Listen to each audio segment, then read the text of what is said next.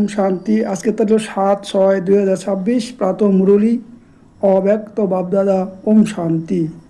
31/3/2010 মধুবন। পূর্বজ এবং পূজ্য স্বরূপের সমানে থেকে মনসা দ্বারা সকলের প্রতিপালন করো, সম্পূর্ণ বৃক্ষকে সকাশ দাও। আজ বাপদাদা নিজের চতুর্দিকে পূর্বজ আর পূজ্য আত্মাদের দেখছেন। পূর্বজ আত্মা হিসাবে নিজেকে উপলব্ধি করো তো না। পূজ্য আত্মাদের নিবাস কোথায়? কল্প বৃক্ষকে অর্থাৎ ঝাড়কে নিজের সামনে নিয়ে এসো, তাতে দেখো তোমার স্থান কোথায়। তোমরা জানো যে তোমরা সব পূর্বজের স্থান শিকড়ে, বৃক্ষের মূলেও আছে, কাণ্ডের মূলেও আছো। তো মূল দ্বারাই সম্পূর্ণ বৃক্ষ পালনা প্রাপ্ত হয়। তো তোমরা এই সম্পূর্ণ বৃক্ষের ডালপালা এবং পাতাসমূহের পরিপোষণকারী, সকাশ প্রদানকারী পূর্বজের সাথে পূজ্যও তোমরা। কাণ্ড দ্বারা লাস্ট পাতার সকাশ লাভ হয়। তো নিজেকে সকাশ প্রদানকারী অনুভব করো।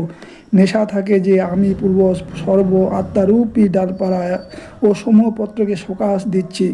যেমন তোমরা ব্রহ্মা বাবাকে গ্রেট গ্রেট গ্র্যান্ডফাদার বলে থাকো, তো তার বাচ্চারা তোমরা সব সাথীয় মাস্টার গ্রেট গ্রেট গ্র্যান্ডফাদার। সম্পূর্ণ বৃক্ষের আত্মারা আকৃষ্ট হয় তোমরা সব পূর্বজ আত্মার দিকে। তোমরা পূর্বজ আত্মারা শক্তি দ্বারা তাদের পরিবেশন করে থাকো। ঠিক যেমন তোমরা সব পূর্বজ আত্মাদের পালনা বাবা করেছেন, তো বাবা কীভাবে করেছেন?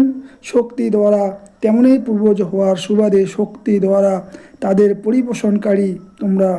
আজকাল তোমরা দেখতে পাচ্ছ সব আত্মা দুঃখী, নিজের নিজের দেবী দেবতাদের কাতর স্বরে ডাকছে, এসো আমাদের রক্ষা করো, আমাদের শান্তি দাও, আমাদের শক্তি দাও ও ক্ষমা সাগর পূর্বজ আমাদের পরিবেশন করো।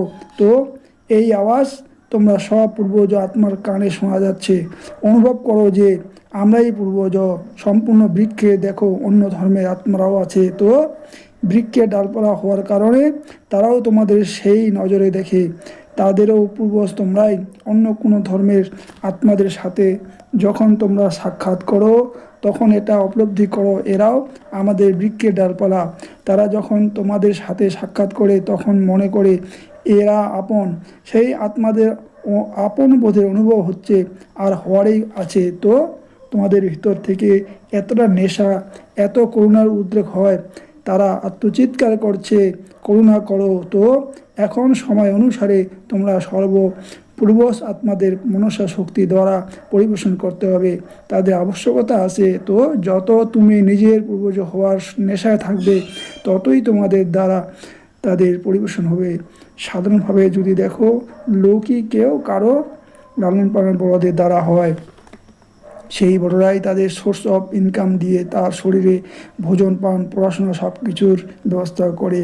তো বাবা যে বিভিন্ন শক্তির দ্বারা তোমরা সবার বাচ্চার পালনা করেছেন, সেভাবে এখন তোমরা কার্য হলো সম্পূর্ণ বৃক্ষের ডালপালা আর সমূহ পাতার পরিপোষণ করা। তোমরা সব পূর্বজ আত্মার এমন উদ্দীপনা উৎসাহ আসে, নেশা আসে, তোমরা পূজ্য। দেখো সমগ্র ড্রামার তোমরা সব আত্মার পুজো যতটা নিয়ম অনুসারে হয়, কোনো মহাত্মা ধর্ম পিতার পূজা ততটা হয় না। তোমাদের পূজার নিয়ম অনুসারে হয়, আরতি হয়, ভোগ দেওয়া, এরকম কারো হয় না। দেখো নিয়মবদ্ধতাভাবে তোমাদের কীর্তন গাওয়া হয়, কারো এমনভাবে গায়ন হয় না। তো পূর্বজ হওয়ার সাথে সাথে তোমরা পূজ্য। ড্রামাতে তোমাদের মতন পূজন আর গায়ন কারো হয় না। তো তোমাদের মতো এমন পূর্বজ আত্মাদের দেখে বাপদাদা কত খুশি হন। বাবার হৃদয় থেকে বারবার এই গীত বেজে ওঠে, বাহ বৃক্ষে আমায় সব পূর্বজ আর পূজ্য আত্মা বাহ। তো তোমাদের যে সমান আছে বাবা, সমান সম্পূর্ণ হওয়ার সেই রূপে তোমরা সব বাচ্চাকে বাপদাদা আজকাল দেখতে চান। তার জন্য একটা বিষয়ে বাচ্চাদের খেয়াল রাখতে হবে। বাপদাদা দেখছেন যে বাচ্চারা সবাই খুব ভালো পুরুষার্থ করে, কিন্তু সদা শব্দ প্রত্যেককে নিজের পুরুষার্থে অ্যাড করতে হবে, অ্যাটেনশন দিতে হবে। বাপদাদা বাচ্চাদের জিজ্ঞাসা করেন যে বাপদাদা যেমন তোমরা সব বাচ্চাকে শ্রেষ্ঠ সমানধারী আত্মারূপী দেখেন, বাস্তবে তোমরা নিজেদের এমন সমানধারী মনে করো। তো বাপদাদা দেখছেন যে বাচ্চারাও চায় যে আমরাও এখন নিজেদের রাজ্য চাই, এখন ঘরে ফিরে যেতে হবে। এই গীত গাইতে থাকে মনের মধ্যে, এখন ঘরে যেতে হবে, রিটার্ন জার্নি করতে হবে এখন।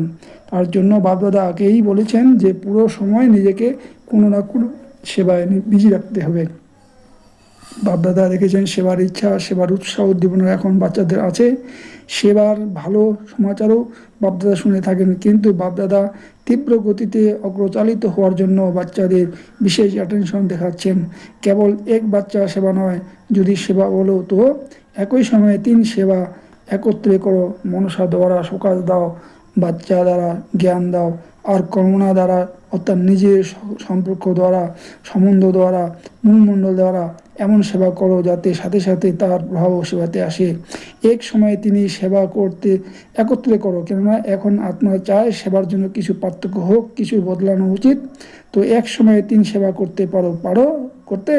তোমরা চেক করো যে সময় বাণীর সার্ভিস করছো সেই সময় মনসা দ্বারা এবং কর্মণা দ্বারা অর্থাৎ সম্পর্ক সম্বন্ধ দ্বারাও সেবা হচ্ছে কি না। হয় একসাথে, যে মনে করো আমি একই সময়ে 3 সেবা করি, সে হাত তুলো, করো 3 সেবা। আচ্ছা, প্রথম লাইন কম তুলেছে কেন? প্রথম লাইন ভাবছে মধ্যমনে তোমরা এটা করো। মধ্যমনে যারা হাত তুলো, যদিও কারো তো হাত তোলো একই সময়ে 3 সেবা। তো এখন অ্যাটেনশন প্লিজ, কখনো কখনো নয়, কি হয় সেবা তো তোমরা করো, কিন্তু সেবাতে একসাথে নিজের মধ্যে এবং সাথীদের মধ্যে সন্তুষ্টি থাকতে হবে। কেননা সেবার ফল সন্তুষ্টি অথবা খুশি। তো চেক করো সেবা তো করেছো, কিন্তু আগেও বাবা তোমাদের বলেছেন যে সেবা খুশি তখন হয় যখন স্বয়ং সাথী আর বায়ুমণ্ডল সব সন্তুষ্ট, তার ভাইব্রেশন থাকবে। সেবার সফলতার 3 বিষয় বিশেষ বলা হয়েছিল, তোমাদের স্মরণে থাকবে। 1 নম্বর সেবা অর্থাৎ নিমিত্ত ভাব, 2 নিরহংকার ভাবনা, 3 নির্মল বাণী, ভাবনা আর স্বভাব। এই সব কিছুর একসাথে যদি সেবাতে থাকে তবে স্বয়ং সন্তুষ্ট আর সাথীও সন্তুষ্ট, আর যাদের সেবা করছো তারাও অগ্রচালিত হবে। যারা নিমিত্ত ভাবে তারা বাবার সাথে সম্বন্ধ জুড়বে। যদি নিমিত্ত ভাব না থাকে তবে বাবার কাছাকাছি আসবে না। তো যখনই সেবা করো তখনই এটা চেক করো যে ভাবনা আর স্বভাব ঠিক ছিল। আর আজকাল বাপদাদা দেখছেন মূল বিষয় হলো তোমরা দেখি যেখানেই সেবায় যাও প্রত্যেকটা নিজেরা এবং তোমাদের সাথীরা সন্তুষ্ট থেকেছে কিনা সেটা চেক করো। কেননা সেবার সফলতা হলো সন্তুষ্টতা এবং খুশির ফল প্রাপ্ত হওয়া। সেই সঙ্গে বাপদাদা একটা বিষয়ে ইশারা দিচ্ছেন, সংগঠনে থাকতে ঘুরতে ফিরতে কেউ না কেউ তোমাদের সঙ্গে সেবায় থাকে।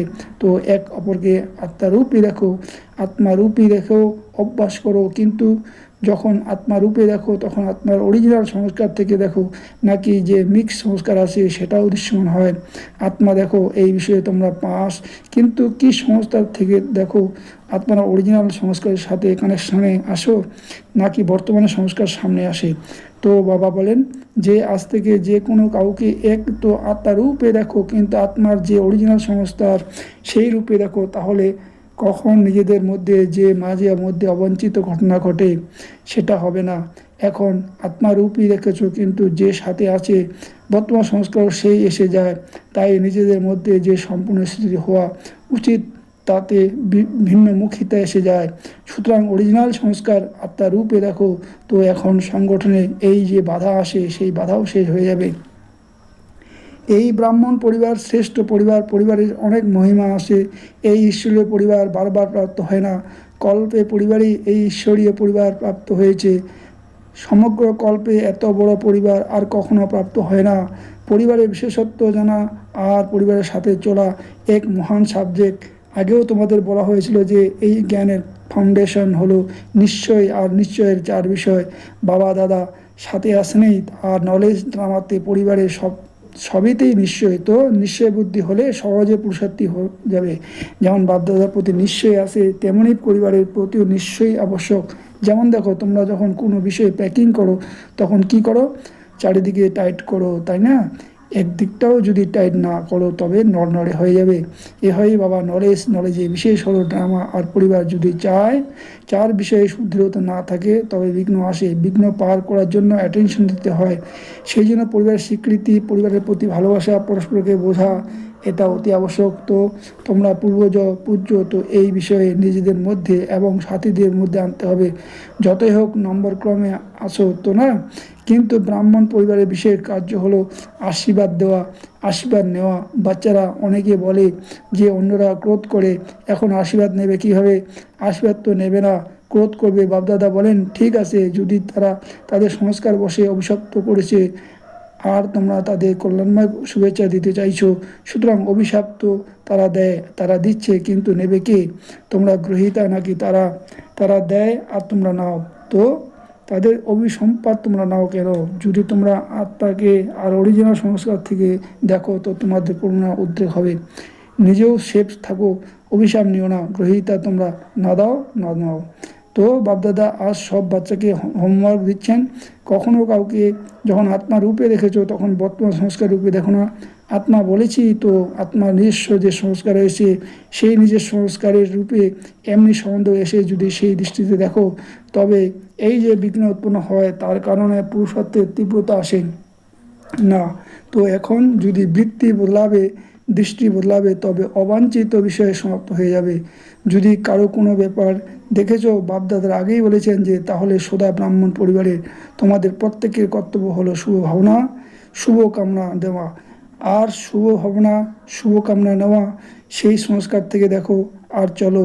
আরেকটা বিষয় বলেন, আগে বলেছেন সংগঠনে কোথাও কোথাও কখনো পরিশ্রম চিন্তন আর পরমেতের দিকে আকৃষ্ট হয়ে যাও। এখন এই 3 পরকেও কেটে দাও, একটার পর রাখো। সেই এক পর হলো পার উপকার। পর উপকার করতে হবে, পরোপকারী তোমরা। ব্রাহ্মণের স্বভাব হলো পর উপকার করা, প্রদর্শন নয়। এরপর কেটে দাও, এই 3 খুব লোকসান ঘটায়। সেই জন্য নিজের সমান সদা সমানে রাখো যে আমি ব্রাহ্মণ আত্মার সমান হলো পরোপকারী। তো পরবর্তী সিজনে বাপদাদা প্রত্যেক বাচ্চার মধ্যে এই পরিবর্তন দেখতে চান, হতে পারে। বাপদাদা অভিনন্দন জানাচ্ছেন। ক্রমাগত একে অপরের অ্যাটেনশন আকর্ষণ করে থাকো। কি করতে হবে? রোজ রাতে ঘুমাতে যাওয়ার সময় বাপদাদাকে গুড নাইট করার আগে নিজের সারাদিনের পোতা মেল দাও। ভালো করেছো কি খারাপ করেছো, যাই করেছো তার পোতা মেল দিয়ে এবং নিজের বুদ্ধিকে খালি করে গুড নাইট করো। তোমার ঘুম খুব ভালো হবে। আগে খালি করবে নিজেকে, বুদ্ধিতে কোনো বিষয় রাখবে না। বাবার রূপে প্রকৃত হৃদয়ে সমস্ত পোতামেল যদি দিয়ে থাকো, তবে ধর্মরাজপুরীতে যাওয়ার আবশ্যকতা হবে না। প্রত্যেক হৃদয়ে সাহেব সন্তুষ্ট হন। তো হোমওয়ার্ক তোমরা পেয়ে গেছো। এক তো নিজের পূর্বজ আর পূজ্য স্বরূপের সেবা ঘুরতে ফিরতে করতে পারো। বাবা দেখছেন এই জনক বাচ্চি শরীর খারাপ হওয়া সত্ত্বেও করচির সেবাতে বিশেষভাবে মনসা সকাশ দিয়েছে। নিমিত্ত যে কেউ হতে পারে, কিন্তু এই বাচ্চি প্র্যাকটিক্যালি করেছে, ওখানে আত্মাদের সকাশ লাভ হয়েছে আর উৎসাহ উদ্দীপনার সাথে সামনে এগিয়ে যাচ্ছে। তো এরকম প্র্যাকটিক্যাল এক্সাম্পল দেখছেন বাপদাদা। সুতরাং তোমরাও করতে পারো, দুঃখীকে খুশির চরঙ্গ পৌঁছতে পারো।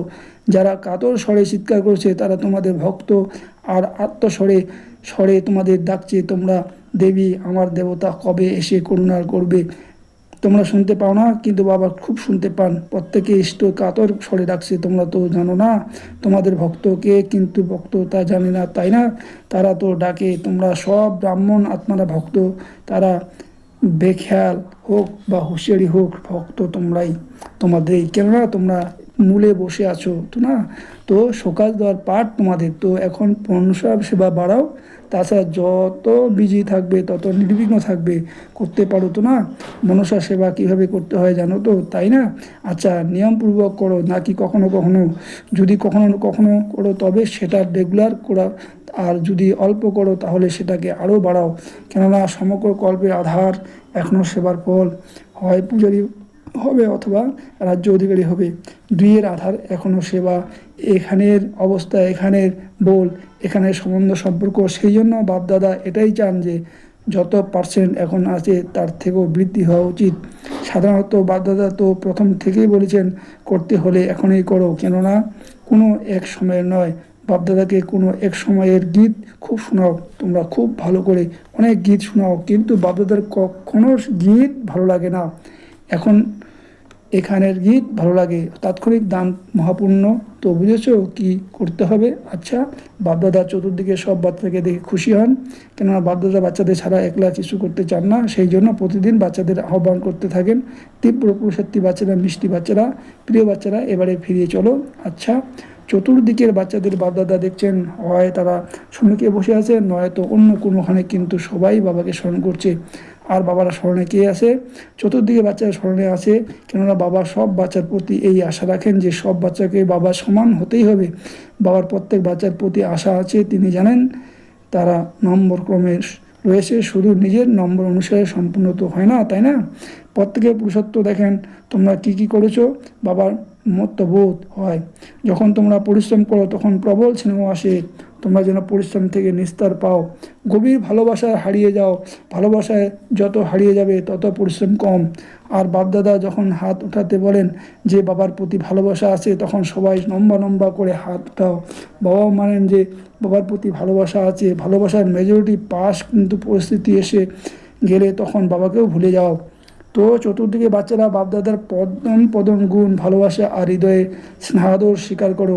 সবাইকে মালিক বাচ্চাদেরকে বাবা লক্ষ লক্ষ শুভেচ্ছা জ্ঞাপন করছেন। উড়ে চলো, অন্যদের উড়াতে থাকো।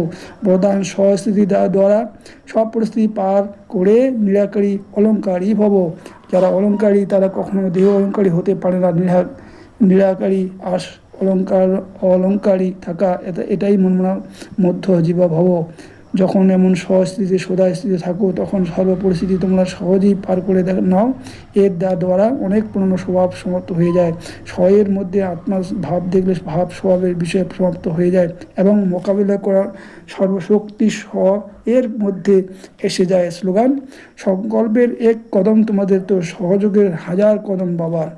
অবাক্তা এসেরা সদা হাসি খুশি থাকার জন্য নিজের নেচার সরল বানাও, সহনশীল হও। যারা নিজের এবং অন্যের অতীত দেখে না সেকেন্ডে ফুল স্টপ লাগায়, তারা সরল চিত্ত হয়।